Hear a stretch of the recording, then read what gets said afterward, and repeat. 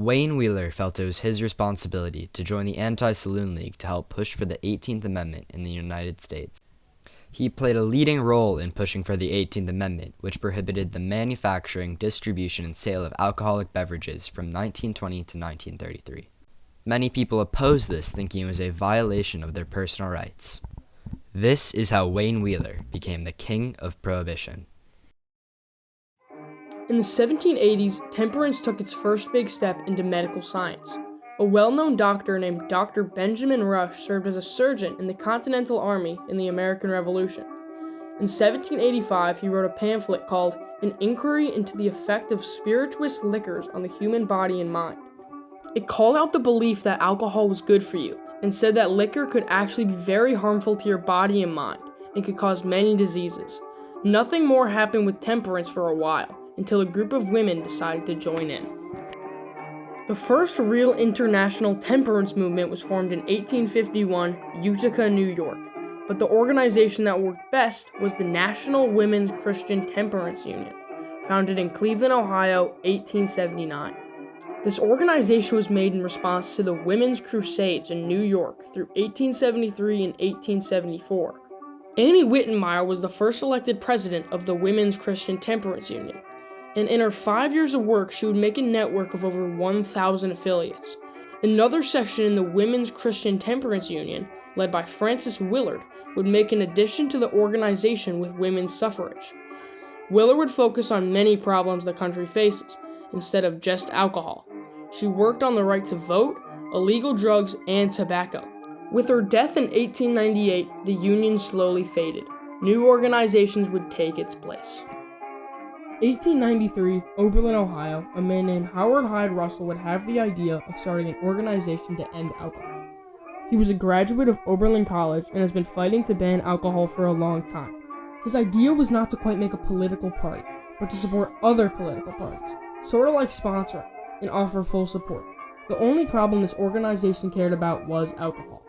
Later in the years, the other states' activists would also work with Russell's plans, and in 1895, it would officially become the Anti-Saloon. Wayne Bidwell Wheeler was a white male born in 1869. His dedication to prohibiting alcohol started when he was young. He had a hired hand who was frequently drunk. One day he was so drunk he jabbed Wayne with his pitchfork, sparking his hatred for alcohol. After that point, he felt it was his responsibility to stop anyone from being intoxicated again. He worked as a janitor, teacher, salesman, and waiter as he went to Oberlin College. He was offered to work in the Anti-Saloon League in 1893 by Howard Hyde Russell, saying he was a loving, spirited, self-sacrificing soul who yearns to help the other fellow. When he graduated from Oberlin, he accepted the invitation to the Anti-Saloon League. The Anti-Saloon League's plan was to get politicians on their side.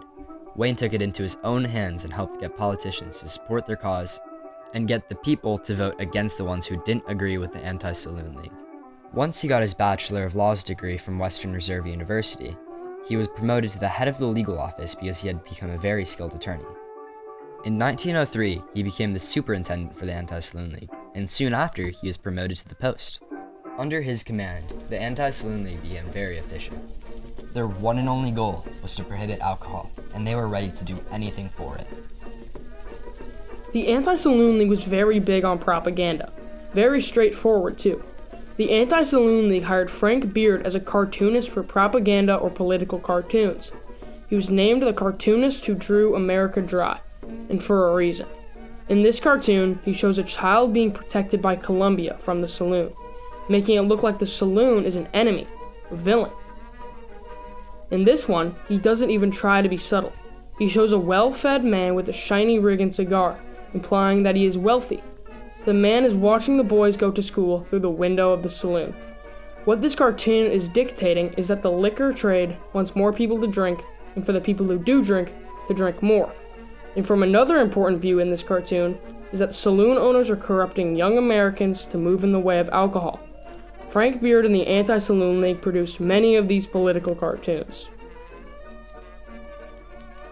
Eventually, Wayne used his right to petition and wrote a draft of an amendment, passing it to a legislator to be looked over. It went through Congress because of the Anti-Saloon League's efforts of connecting it to so many issues to being intoxicated. Congress sent it over to the states to be ratified, and soon 3/4 of the states ratified the 18th Amendment, making it part of the Constitution. The 18th Amendment says verbatim, "After 1 year from the ratification of this article, the manufacture, sale, or transportation of intoxicating liquors within the importation thereof into or the exportation thereof from the United States, and all territory subject to the jurisdiction thereof for beverage purposes is hereby prohibited." Which basically means the government will ban the manufacture, sale, and transportation of alcoholic beverages in the next year, beginning the Prohibition. Even further showing Congress's approval of Wayne's ideas, the Volstead Act was a bill that the government passed to reinforce the 18th Amendment. The President Woodrow Wilson even tried to veto this bill, but with a vote of 65 to 20, the veto was overridden. It's pretty safe to say most people supported temperance, saying how it passed through 3/4 of the states. Wives were happy that their husbands were not drunk all the time, and factory owners were happy that their workers weren't intoxicated on the job. It all seemed great until it wasn't. There was lots of crime during the Prohibition. Almost immediately there were illegal bars that were hidden from the government called speakeasies. On top of that, there were many illegal booze networks that shipped around bathtub gin, which was an alcohol that was made in people's homes and stored in bathtubs. People who made it were called moonshiners. When the moonshiners got the alcohol to the speakeasies, the bartenders struggled to just serve the poor quality booze alone, so they added juice and soda, creating people's favorite mixed drinks and cocktails. There were also many groups of people that were pushing for the repeal of the 18th Amendment, like the Women's Organization for National Prohibition Reform, who claimed that prohibition increased underage drinking and violated people's personal rights and liberties. The Constitution inherited from our fathers has been amended and mutilated. Our constitutional guarantees have been violated.